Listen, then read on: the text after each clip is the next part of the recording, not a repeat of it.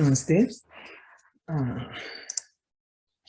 Namassundaranathaya tasmai halasyavasine chatushrishtividhalila yenakari bhuvastale Shrimat Sundaranathasya devim shapharalochanam kalage hridaye nityam kadamba vanavasinim Putam swataf putataram tato yad gangam payash shankaramauli sangat tatpatumatav pranaya paradha padahadaiv putatamam tato naha. Today is the fifth class of the Shivaleelarnavam. We were doing half of this seventh shloka. He had the poet had started off with the Ishtadevata Namaskaram, and then he also did Guru Vandana for two of his gurus. One is his mantra guru, which is Girvana Yogindra, and the second one is his own grandfather, that is his grandfather's brother, Apaya Dikshitar. And Srimad Apaya Dikshita is one of the, I think, the greatest who has re-established both Shaiva Siddhanta and Advaita Siddhanta. It is a very rare combination that way. He can, and having him as a guru is it's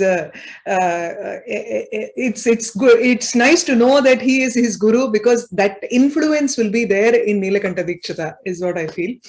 And the Nilakanta Dikshita has a great regard for his guru when he starts off with that Guru Vandana, where he says Tavata Kalena Shambhuhu Kila Tavatapi Kalaha Chatushishtimitaha Praninye Dvasaptitim Prapya Samaha Prabandhan Shatam Vyadhat Appaya Dikshitendraha.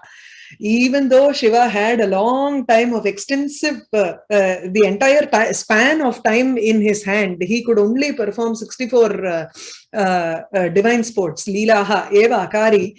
Kintu, with only 72 years of span with him, Apaya Dikshita was able to write more than 100. So that itself shows that when Guru Anugraham or Guru Kripa is essential in the path of knowledge for anybody and the path of moksha.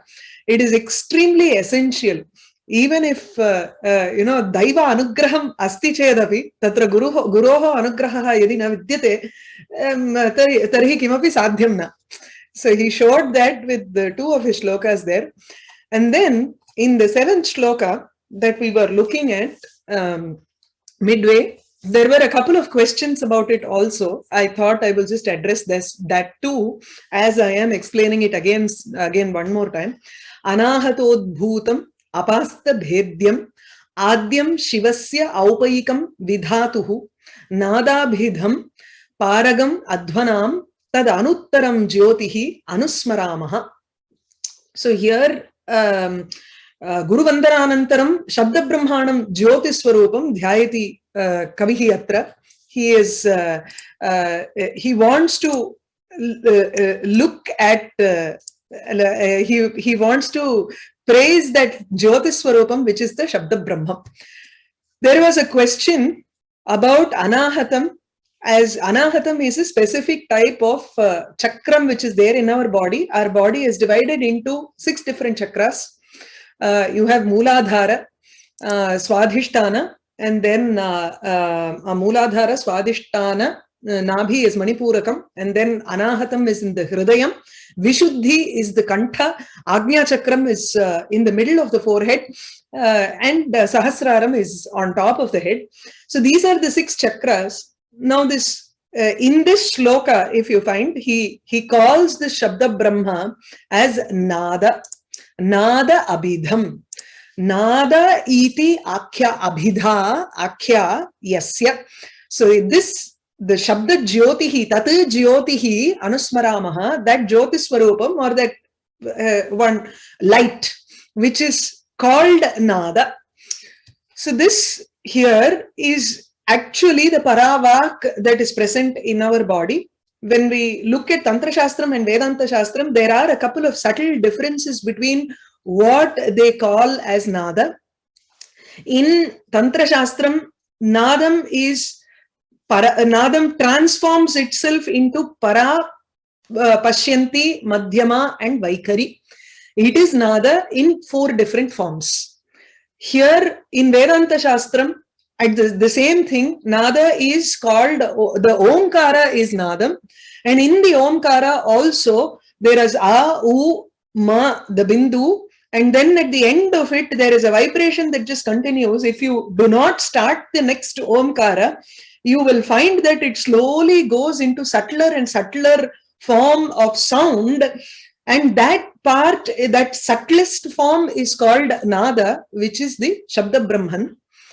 Now, whether the Shabda Brahman and your Paramatma Swarupa is the same or not, it is. Why?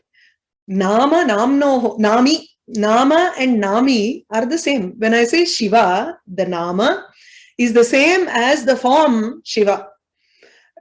Shri Rama Rama Rameti Rame Rame Manorame Sahasranama Tattulyam Rama Nama Varanane. Rama Nama, it's equal to all the 1,000 namas.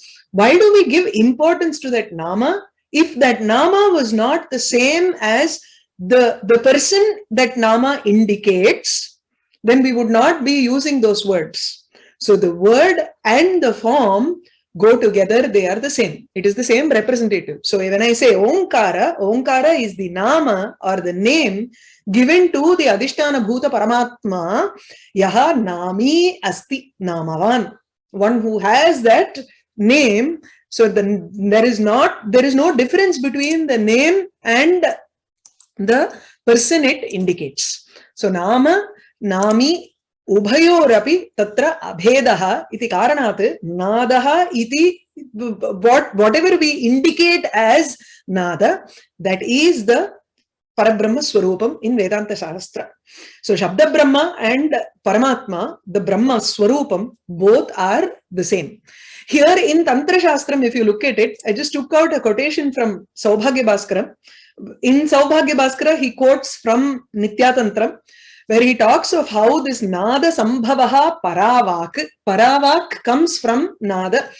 If you look at the same, if we take Nada as the Parabrahma Swarupam, Shakti has come from that Parabrahma Swarupam, but Shakti is more powerful, Shaktivat, because the Chaitanya Swarupam is something that cannot act without the Shakti. Shiva Shaktya Yuktaha Yadi Bhavati Shaktah Prabhavitum. If he has to, Tamil la solo, Iyanganum Abdina. If he has to, if the Shakti has to do something, if Shiva has to be present in the entire world, he needs that Shakti with him. So that from that Nada only the Shakti has come, and Shakti eva paravak iti abhidiyate. So Mooladhare samutpannaha parakhyaha nada sambhavaha. Nada udpadyate eva paravak.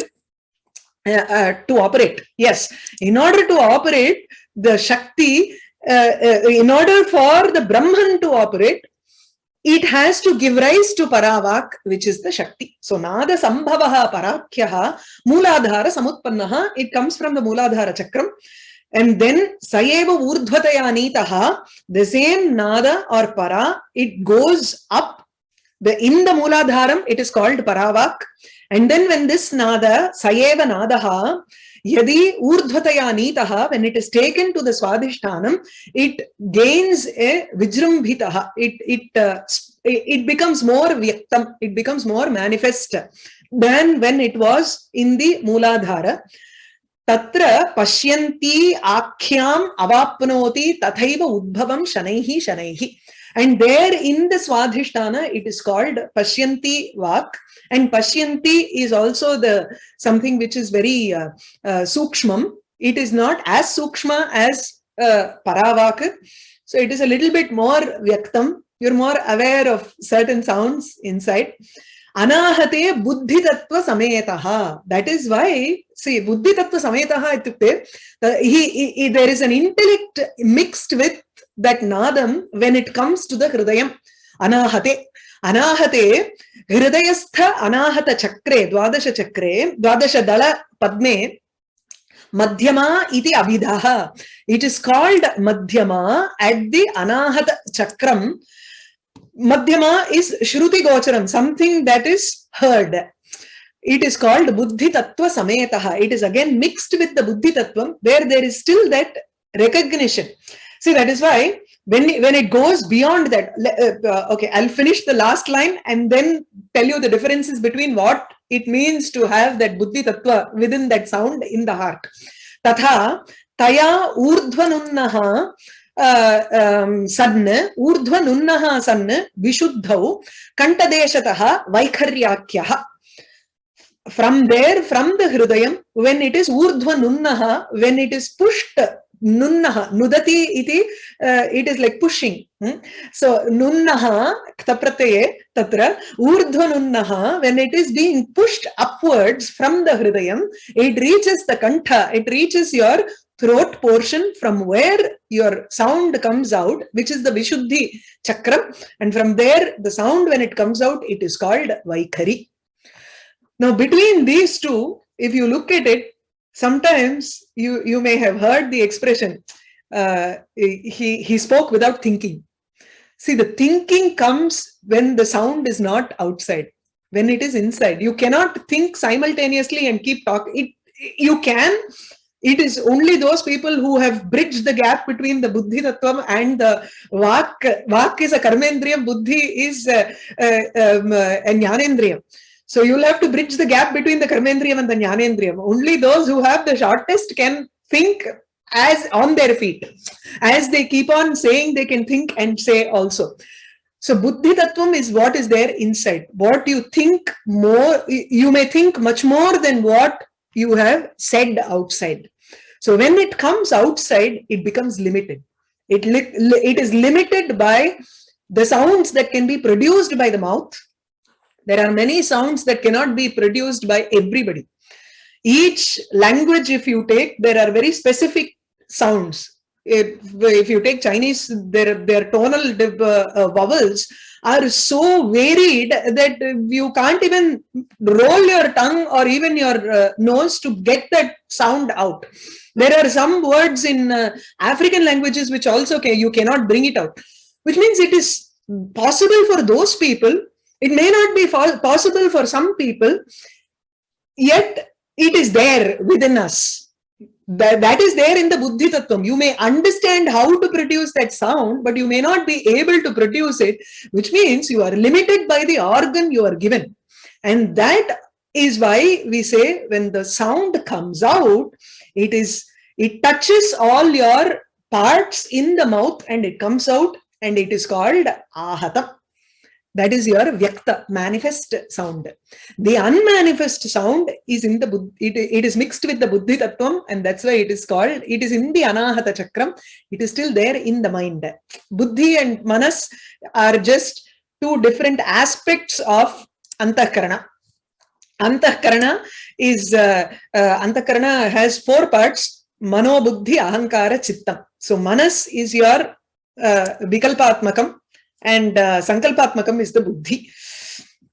So anahate buddhi tattva sametaha madhyama abhidaha, and only when it comes out it is called Vaikhari. Nilakanta Dikshita wants to tap into that anahata shabdaswarupam which is there in his buddhi tattvam and try to get the most of it. So he keeps meditating upon that jyotihi. Anahata udbhutam tad jyotihi anusmaramaha. Anu ityukte punah punaha. Paschat atava anu punah punaha ityapi vaktum shakyate. Paschat ityapi asti anusmaramaha ityukte anusandhanam karoti. He keeps on thinking about it again and again. Only when you meditate upon what is there within the depths of your buddhi tattvam can you even produce such beautiful poetry, right? So anahate buddhi tattva sametaha madhyama abhidaha. Now the next adjective that he gives there is 1 minute. Anahata udbhutam tadanantaram apasta bhedam ityuktam. For apasta bhedam, anahata bhedam, there is another, this one I quoted last time from the Devi Bhagavata Puranam, which is the Shabda Brahmamayam, Shabda Anahatam Tatra Drishyate, Anahata Akhyam, Tat Padmam, Munibhihi Parikirtitam.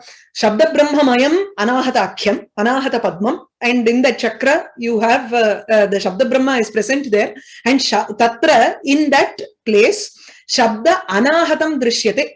You don't have any prayatnams. So when you when you are doing some japam or anything, or even speaking, you may think of certain words inside your mind, but you will not feel whether it is bha, whether there is a force of sound that is coming out or not.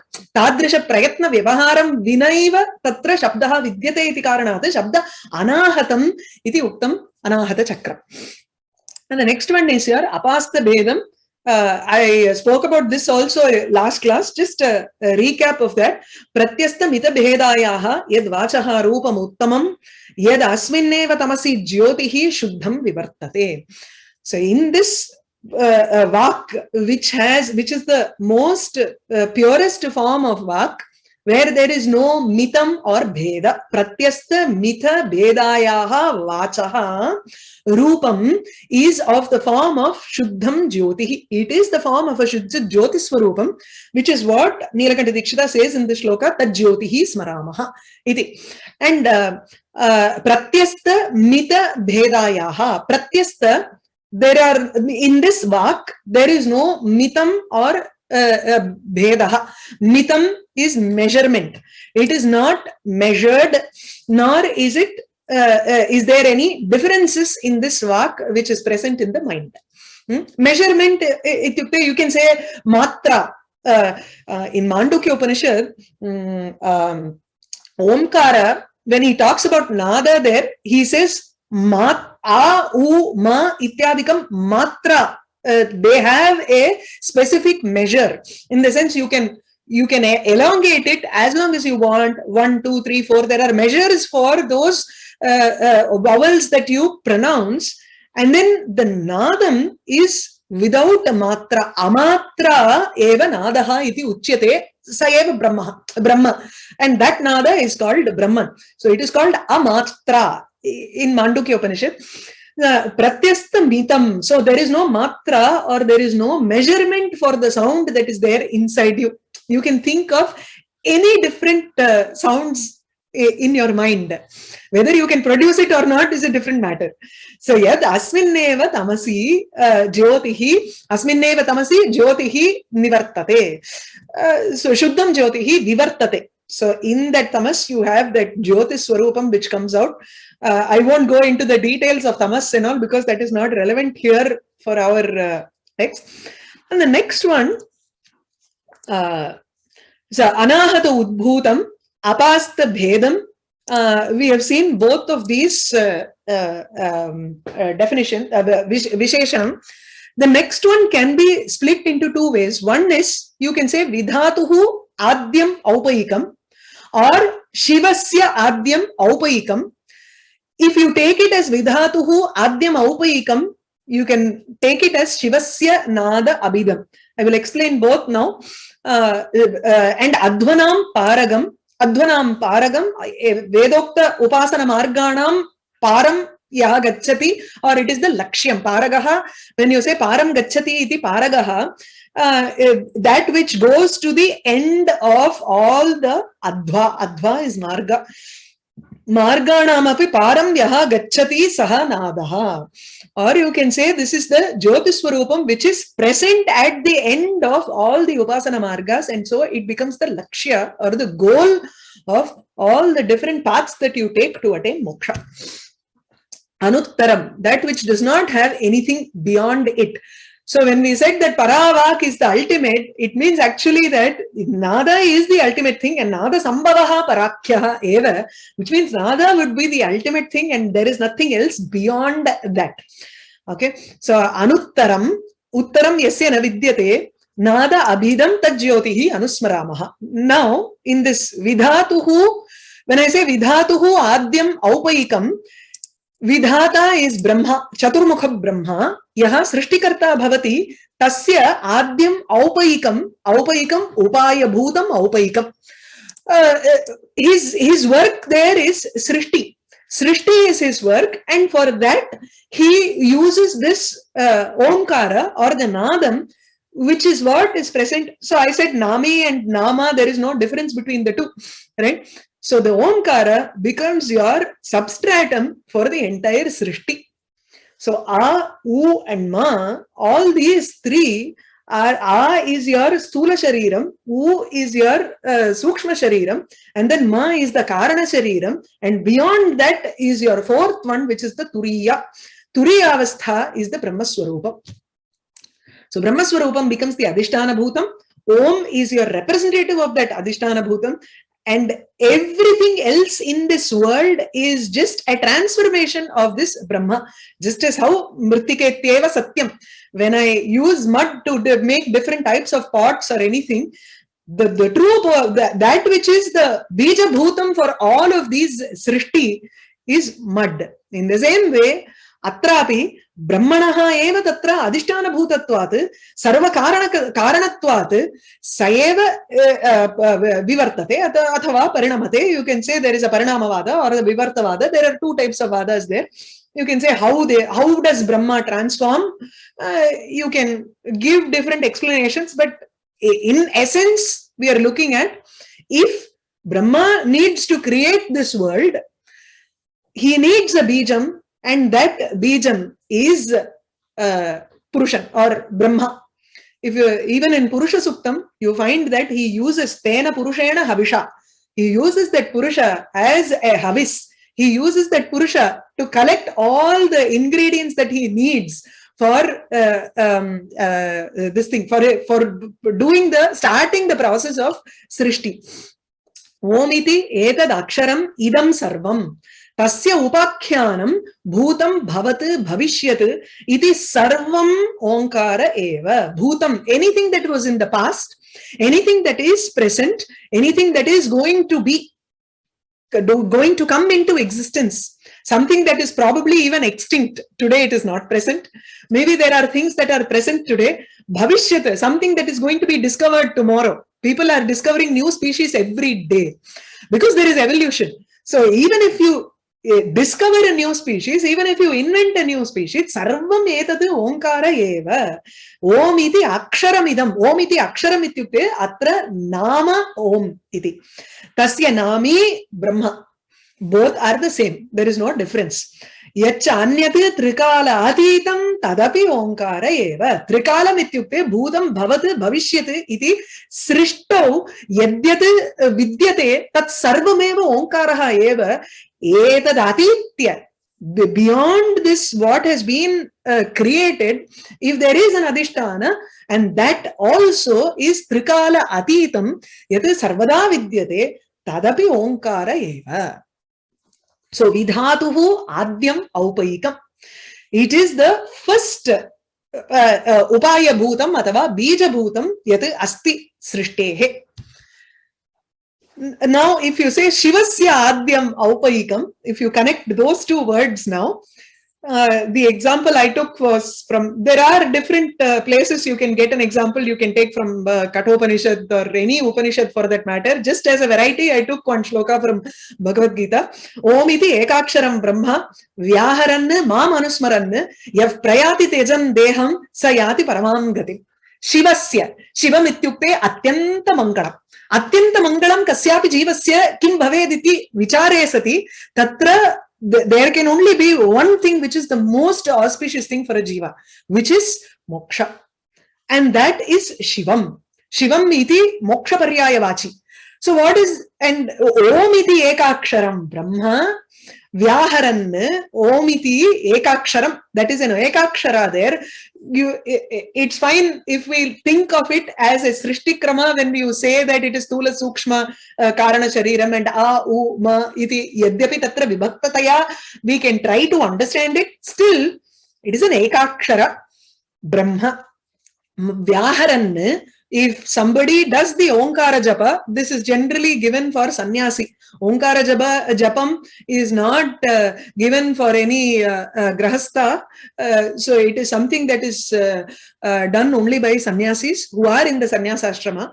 So Om iti ekaksharam Brahma vyaharan, saying it, mam anusmaran. If someone keeps on thinking about the Bhagavad Swarupam, sagunayeva bhavatu.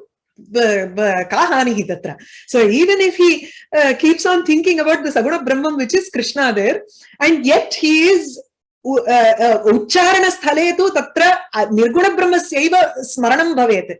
If he keeps on saying that about that nirguna brahma, yaha deham tyajan prayati, once his deha is gone, because the deha is because of the prarabdha karma that he is doing, that he has this deha, and once that deha is gone, he may be a jivan mukta, yet once that deha is gone, saha paramam gatim vyati, he attains the final gati or the lakshyam, which is moksha. So Omkaram also leads to moksha. Shivasya adyam aupayikam nadabhidam.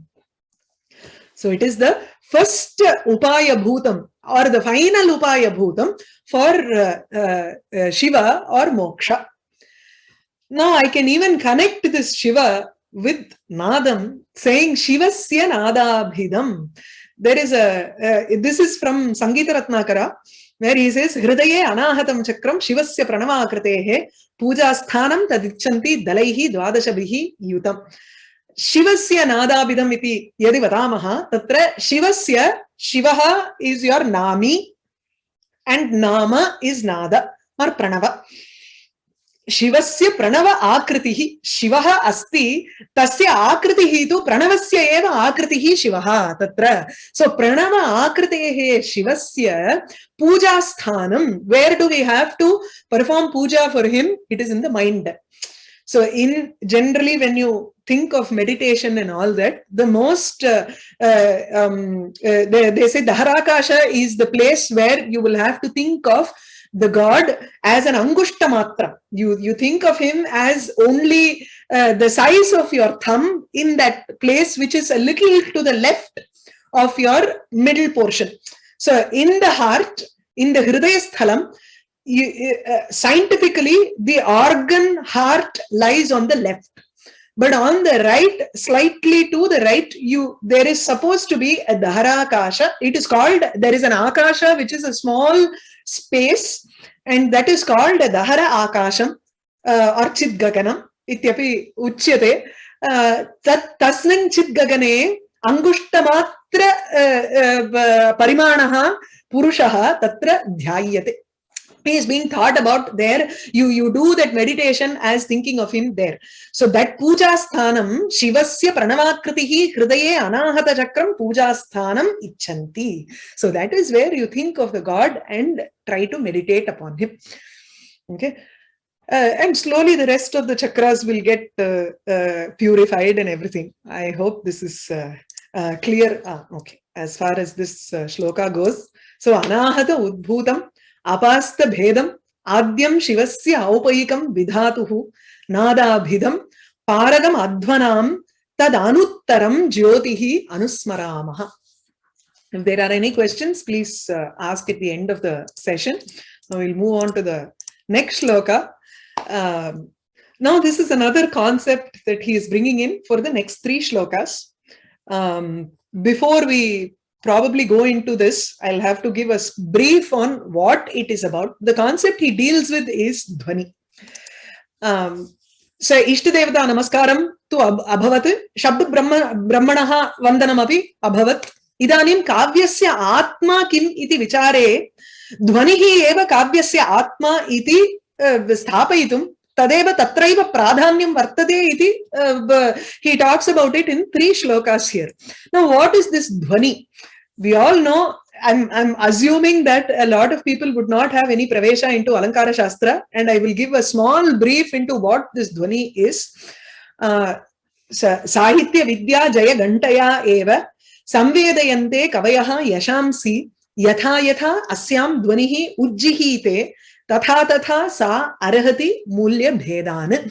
This word dhvani is a very specific term. It determines the value of a poetry. If the dhvani is beautiful, and if the dhvani, and if it depends on whether the dhvani is much more beautiful than the vachyartha or not. Now we'll have to know what is vachyartha, what is lakshyartha, and what is dhvani to understand. A small example, and then we'll go into the shloka. So words have a direct meaning. If you go into the kosha, dictionaries, Kalpadruma, any number of koshas, now that we have Google search, We can even find the word meanings everywhere. So that is something people know. Or if they have that effort, they can easily find out what the meaning is from that. That is called literal meaning or vachyartha. Vachaka shabdaha, shabdaha and arthaha. Now, in the range of shabda, you have just words are present there, and those words give rise to meaning, which is a literal meaning there. Let's say, for example, Ganga. This is a very popular, I am taking a very popular example so that it's easier. Later, when you have the interest to study Alankara Shastra, it will make things much easier when you know about Gangayam Ghoshaha or Gangayam Griham. So, Ganga iti yadi ekam padam svikurmaha, tatra Ganga padasya arthaha, vachyarthaha, the literal meaning you find in the dictionary, it will say river. If I have to give a pariyaya vachi in Sanskritam itself, I would say it is Pravaha. Nadi iti vaktum shakyate. Not a problem. But then, if I say Pravaha, it is the flow of that river. Ganga is just a name which indicates the flow. The direct meaning of it is you will only think of water. But then next, when in the next step, if I say Gangayam Griham vidyate Ghoshaha. Ghoshaha is a village or a hamlet. So Gangayam Ghoshaha, then you will wonder if I translate Ganga as the river, Pravaha, and Ghoshaha, the word Ghosha or Griham, let's say for easier understanding, Griham. If I say there is a house on Ganga, are you going to think that there is a house literally floating on Ganga? Nobody is going to think about it. We all think that, oh, their house is near Ganga. Near Ganga.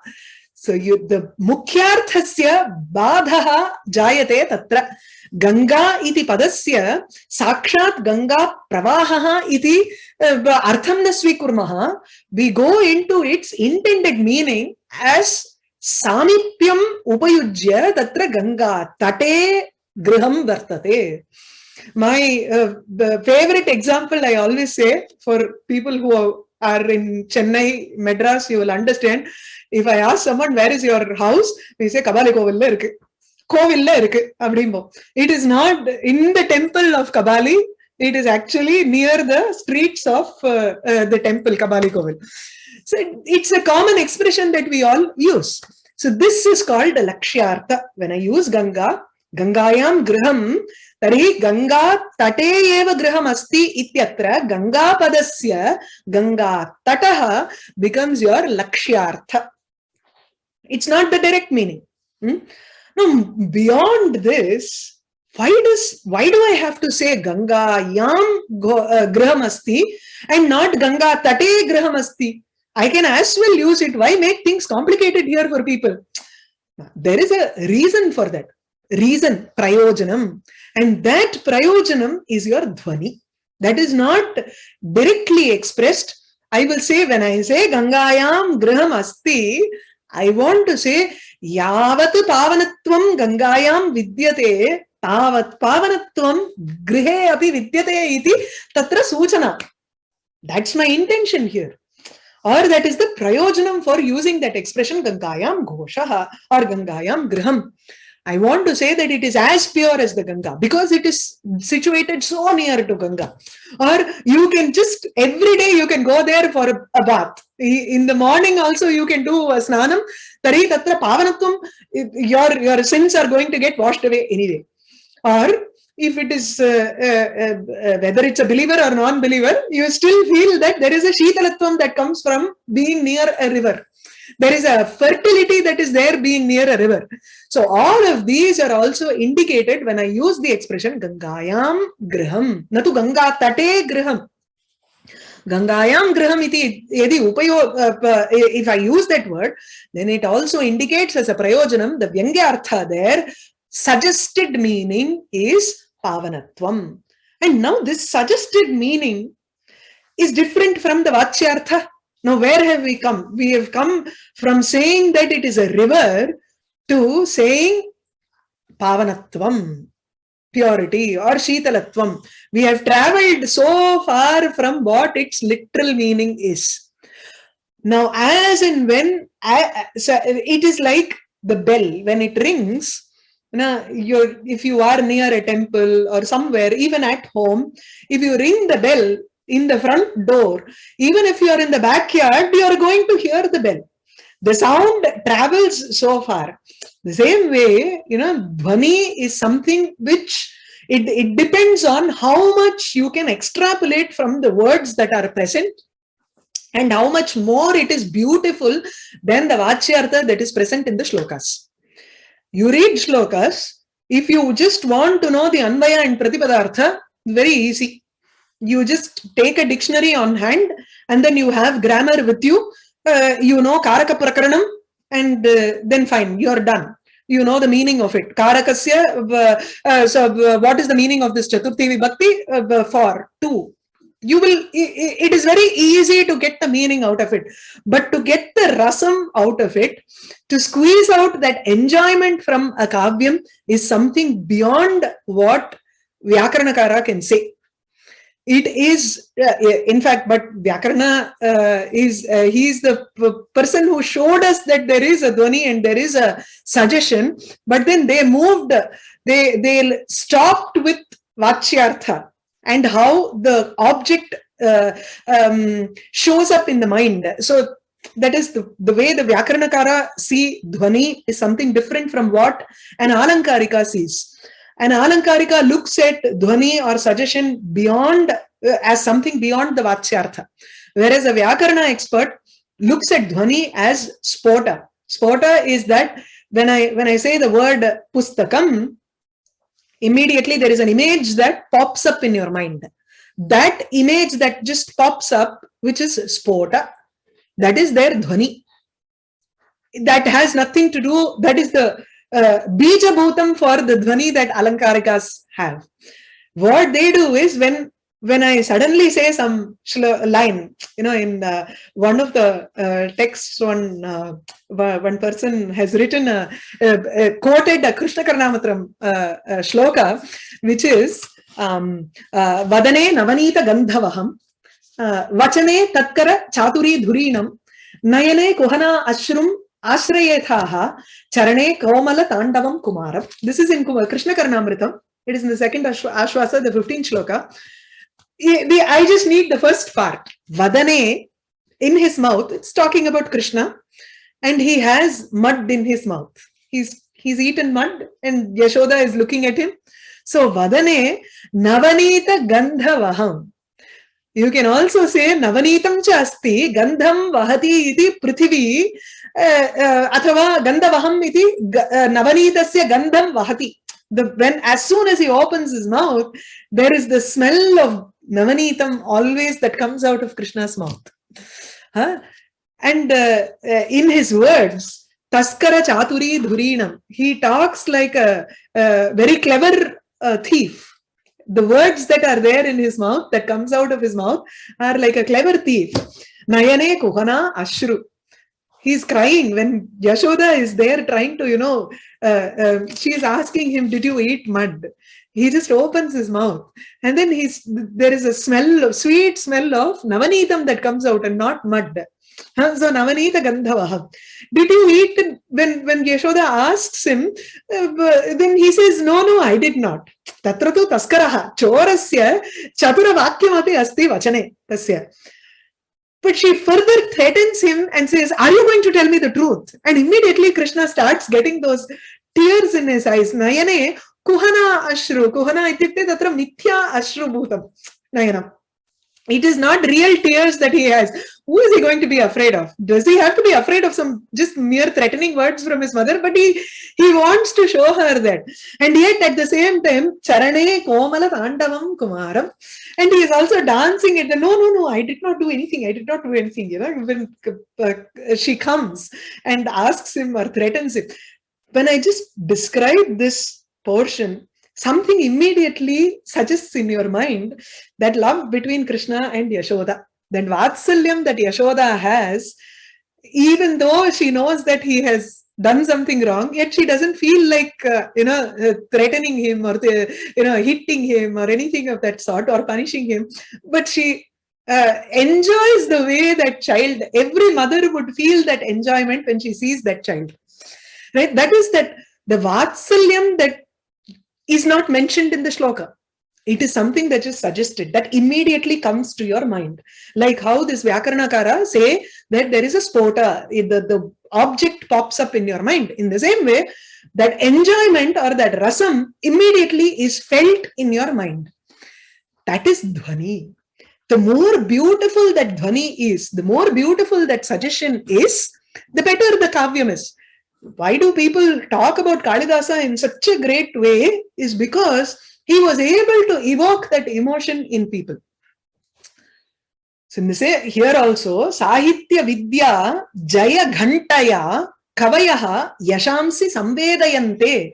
Samvedayate is a Prapnuvanti, Samvedayante.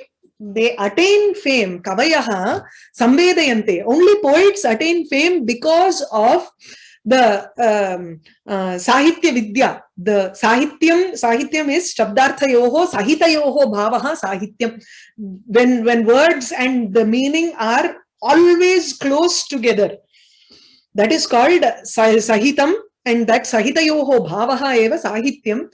The Sahitya Vidya, if you take up that word, it means literature. That's all. The learning of literature. But any literature is like a Jaya Ghanta. It is like a victory bell which keeps ringing.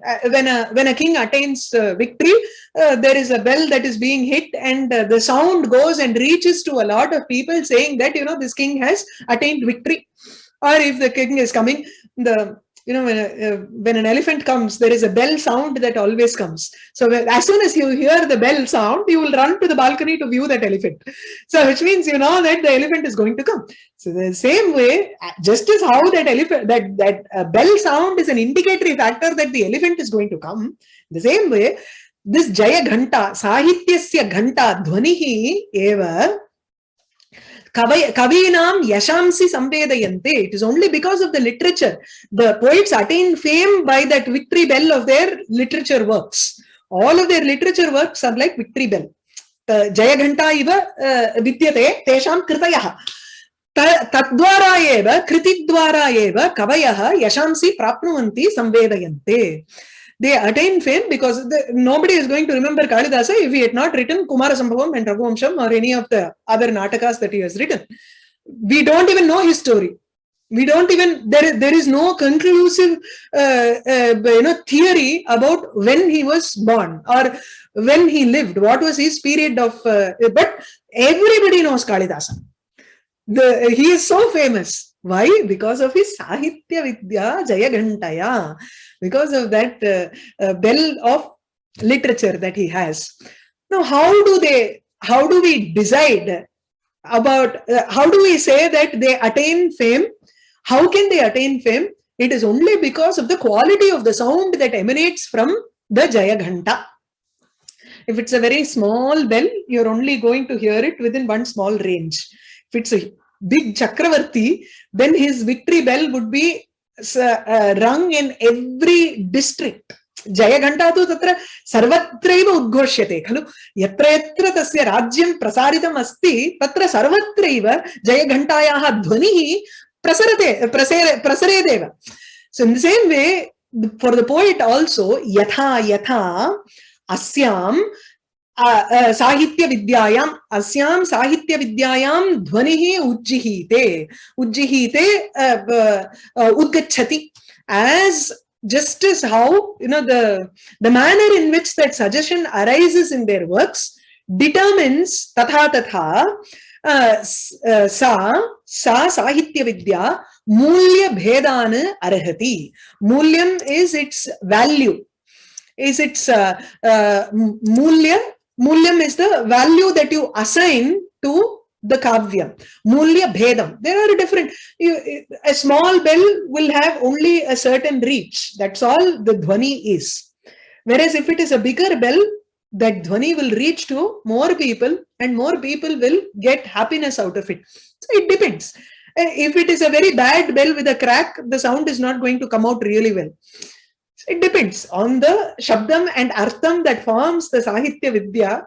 whether it is capable of giving rise to a beautiful sound or not, or a beautiful dhvani or not. The word dhvani can be taken with two meanings. One is sound, which is Jaya Ghanta. The other is dhvani. I talked about suggestion, right? That technical term dhvani with respect to Sahitya Vidya. So when we take the second sentence as indicative of Sahitya Vidya, you say yatha yatha asyam Sahitya Vidyayam dhvanihi ujjihite dhvanihi kavya prakaraha yatha ujjihite pradurbhavati तथा तथा तेन तेन प्रकारेण यथा तथा इति तादृश प्रकारेण इव यादृश प्रकारेण ध्वनिः प्रादुर्भवति तादृश प्रकारेण इव तेषां स्तरभेदः निर्णीयते. The difference in their levels is being decided or arhati, the yogyatam prapnoti, starabhedanam yogyatam prapnoti.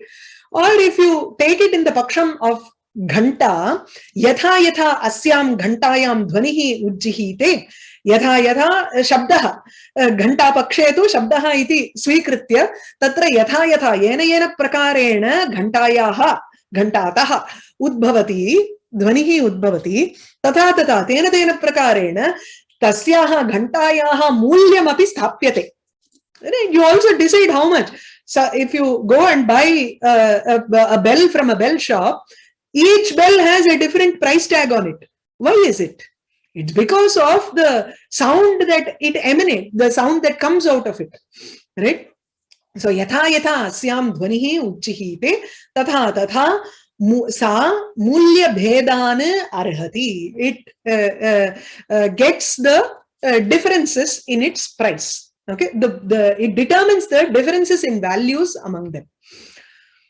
So here you can take it as I think.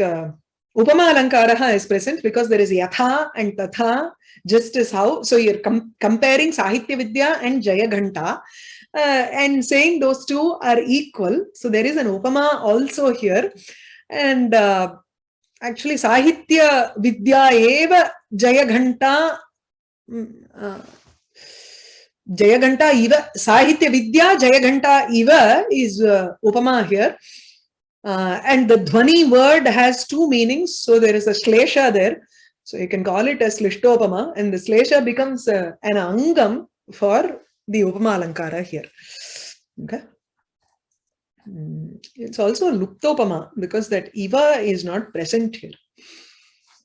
Yeah. Sahitya Vidya Jaya Ghantaya eva संवेदयन्ते कवयो यशांसि यथा यथा अस्यां ध्वनिः उज्जिहीते तथा तथा सा अर्हति मूल्यभेदान्. I'll probably take one more.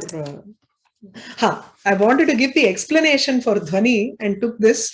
Yatra arthaha shabdo va tam artham upasarjaneekrita swarto vyantah kavya visheshah so dhvanihi sadhvanihi iti suribhih katitah. I forgot to use this. So it is like artha and shabda which upasarjaneekrita swartho, which become उपसर्जनीकृतम् इत्युक्ते गुणीभावः तत्र जायते शब्दस्य अर्थस्य च. यत्र वाचकः शब्दः विद्यते अर्थस्य वाच्यार्थस्य च उपसर्जनभावं विद्यते. उपसर्जनभावम् इत्युक्ते अप्रधान्यम्. It does not gain too much of importance when compared to that dhvani, and it gives rise to a dhvani that is either a suggestive meaning or you can have it as a suggestive alankara. It can also be rasa. Why I want to mention this now is because the next two shlokas, he is going to talk about that rasam as dhvani, right?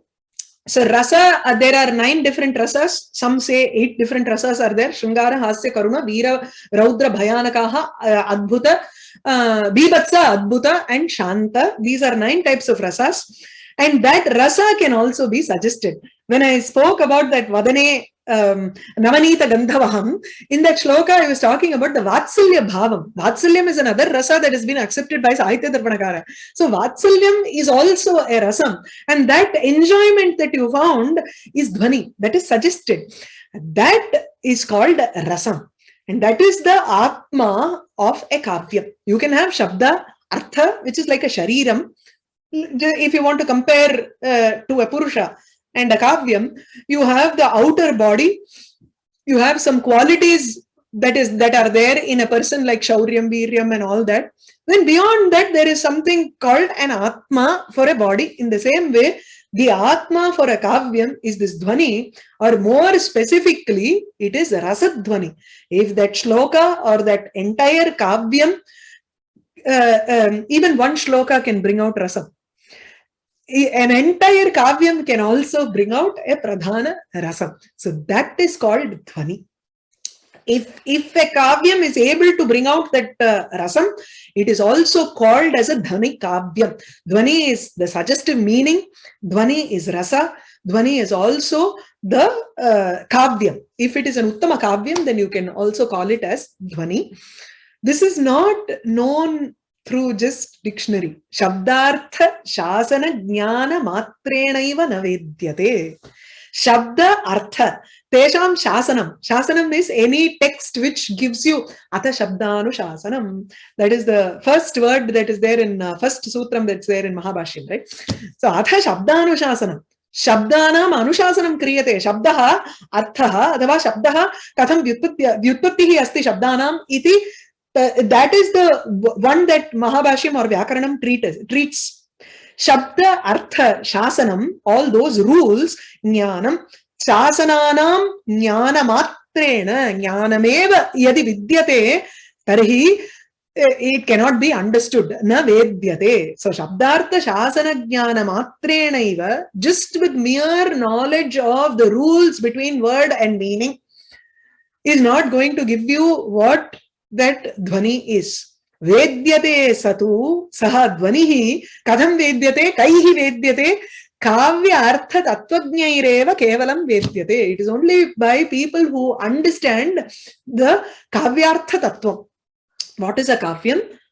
You will have to have studied some at least 4 or 5 kavyams, or studied at least one kavyam in a manner in which you understand what that Dhvani is, and not even if you study 10 kavyams without being in the frequency of that poet, you won't understand Dhvani. Vedyate satu kavyartha tattvajnaihi. Kavyasya artham is the poetry and its meaning. Tasya tattvam is its inner meaning or its Dhvani, suggestion. Any person who is well versed in understanding that suggestion only can bring out that Dhvani that is there in a Kavyam. So, Vedyate satu kavyartha tattvajnaireva kevalam. I think I'll stop with this. If there are any doubts, you can raise your hand. 1 minute. I have to give you permission. Where is this? Okay, Nandini, I think you can unmute yourself. Nandini Modya? I'm not able to. Yes. I think it's fine. Yeah. Yes. Yeah, namaste, ma'am. Yeah, Namaste. 1 or 2 things, ma'am, that in that Sahitya Vidya Khanda, that money and Dhvani, that verse, yes. No? Yes. That even the Mulya has a double meaning, you can say. The Khanda's price tag, you said, no? Yes. And the value of that Kavyam. I would take it as value only. What is a price tag? Price tag is only a value, right? No, price tag is for the Khanda. It's a physical thing. Money. That way. That way you're saying, okay. Yeah. Because he is comparing with the Khanda and the Dhvani. Khanda's Dhvani only, that way. That is one thing. And the price tag is a reflection of the mulyam, the value that you put to correct. That is true. So it's okay. Okay. Then the previous line was related to Brahma. You had a long discussion in that, no? Brahma, that Chakram and all. Yes, yes. Nada. And the next line is about the Dhvani. So both are related to like Nada, Dhvani. In fact, the Nada is the ultimate Brahma where the yogi attains it by samadhi, right? Okay. But in Sahitya, the Dhvani, that is Sahitya Rasa, everything is that Dhvani. The ultimate Dhvani for a Sakridaya may be equivalent to a Brahmananda. It is because that is what he is going to talk about in the following 2 shlokas, where he says, Astamita Anya Vedyam. where nothing else is going to show up when you experience that rasananda. He will talk about it next. So it's something like a chitta vritti. It is not nirodha, but it is something else. No, bhagna varana chideva rasaha. Yes. Okay. Thank you, ma'am. No problem. Okay. Arun Kumar Mohdya, I think I allowed you to. Okay. Yes, sir. Namaste. You have explained it very beautifully about 4 steps of speech production, madam. If we consider stammering, according to Western speech production theories, say that there is a problem at the level of pre-motor cortex. First, we hear the sound, goes to auditory cortex. There, we understand the speech, and then it goes to pre-motor cortex to speech planning. That is what the Western science say about speech production. According to our yogic and Vedantic science, it's entirely different. They don't talk about brain at all. They talk about 4 stages. It comes from Muladhara to Anahata, and then Vaikari comes. There's no relation between these 2 sciences, man. If a Indian yogi is stammering, I don't know what he would do probably.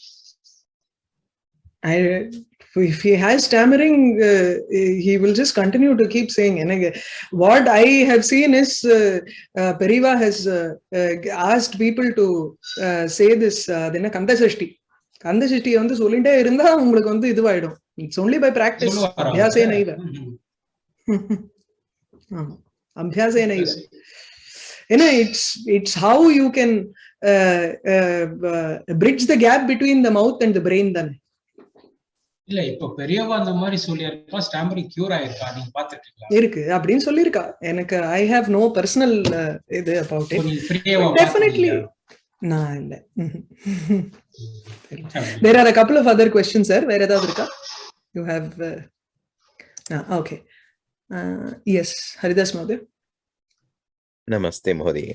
So tatra asmin shloke sahitya vidya jaya gantaya iti yadasti tatra samvedayanti nama jnapayanti iti vaktum shaknumah kila yashamsi jnapayanti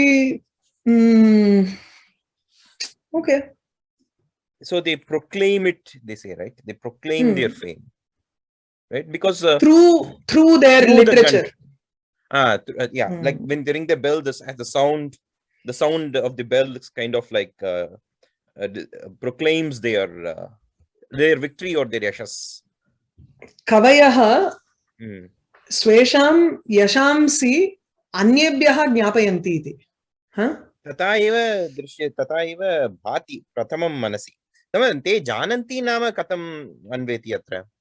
And jananti illa prapnuvanti. Yashamsi prapnuvanti eva. तर्हि घण्टया कथं प्राप्नुवन्ति इति मनसि भाति न साहित्ये या ध्वनिः प्रादुर्भवति तेन ध्वनिना ते यशांसि प्राप्नुवन्ति तत्तु साहित्यविषये अन्वेति परन्तु घण्टा तु तत्र न अन्वेति किल घण्टया कथं प्राप्नुवन्ति घण्टया तु प्रोक्लेम कुर्वन्ति नाम that goes better, right? Yes, even if you proclaim and if there are people who do not know about it, they do attain that this thing, right? So as the sound that's what I was thinking. I mean, you can take it as Jnapayanti also is good. Yeah. Dhvanir ujjihite nama tatra ha iti dhatuh kila ha so it gets jahati, it right? moves away from the udbhavati khalu udbhavati ityukte it moves away from its source and travels okay so now that ud has changed it to atmanepadam and it become ujjihite instead of jahati becomes okay yes atmanepadi yeah evam dhanyavadah no problem anything else Anybody else? There were a couple of people who had raised their hands. Okay. Yes, sir. I just wanted to add, somebody had mentioned the stammering. I think that's only at the level of speech production, right? I mean, for a poet, and even for people who have stammering, it's said that they can easily sing without any issues, and that's sometimes. Yes. It's And that's Arya something that you can Shatakam is practice. also, has been said by Pariva, Piyusha Dhorani Dhira, Dhorani Vak iti. Even talking, yeah. As you said, it's only at the Vyaktavachi. Yeah. Manifested form. Very true. One other question that you had mentioned, the dhvani, the ultimate rasa in a kavyam is, the entire kavyam could be reflective of a particular rasa. Yes. Is that what you meant? Okay. Because I've heard that Ramayanam, it is Karuna rasam that is dominant. Yes. Yes. So the dominant rasa is different from if you just take certain sections. For example, if you take the Kishkinda Kandam, where all the monkeys are, creating a havoc in Dadimuka's, they come back and they are so happy. They destroy that entire grove of, mangoes or fruit trees and all that. So that part would be Hasya Rasam. There is a Bhayanaka Rasam. There are Shringara is there. Veera Rasam is there. Dhanurbange. Bibatsam. Shurpanakha Mukhe. There is a shlokam, Shringaram Kritinandini Viharane, Veeram Dhanurbanjane. Hasyam Shurpa, Vivatsam Anyan Mukhe. So, yes, those are all Angarasas. And there is only one Pradhana Rasam, which is the Angi. That is Karuna Rasam. Yeah. Okay. Anybody else? Any other question? Hello? Hello, Cholo. Yes. I remembered Hastamalakar. I think it is Hastamalakar, who as a child was brought in front of Shankara, and he was not speaking, and Shankara starts asking questions, and he starts answering. He starts answering. And I'm also reminded of so many children in particular, how they begin the speech process. It looks like to me the mother's anugraham, her expectations is making it to come out with speech in due time. Very true. Very true. Yeah. In a lot of cases, we think that the child doesn't know how to speak, but then the mother continues to try constantly. She keeps on talking to the child as if the child understands, even from a very young age. Yeah. But it is there inside. That is the Abhyakta Vak that is present inside the Buddhi Tattvam. And then slowly the manifestation part is very, very limited, I feel. What is understanding is much more greater and more laudable than what comes out. So this points to the Dakshinamurti Tattvam. Mauna Vyakhya Prakritavara Brahma Tattvam Vivanam. Tatra Shishyastu Chinna Samshayaha. Gurur Yuva. Maunam recall the stanzas, but I love it. அதாவது விருத்தா சிஷ்யா குருர் யுவா குரோஸ்து மௌனம் வியாக்கியானம் சித்திரம் வட்டத்தரோர் மூலே விருத்தா சிஷ்யா குருர் யுவா வட்டத்தரோர் மூலே வட்டத்தரோஹ மூலே சித்திரம். There is a beautiful picture where guruhu yuva shishyaha tu vriddha shishya guruhu yuva gurostu maunam vyakhyanam maunameva tatra vyakhyanam asti. His silence is his commentary here, his explanation. Shishyastu chinna samshayaha. Their doubts are all shattered. They don't have any more doubts. We have to go through so much of explanation here for 45 minutes. I think not everybody is a Dakshinamurti and not everybody are Sanakadi Rishaya. But not Sanaka. The spectrum that the sound covers, from silence all the way to the greatest wonderful noise, has everything to offer. Yeah, I know, mind-boggling to think of that. Okay, I think there is anything else. I think I'll stop with this. Okay.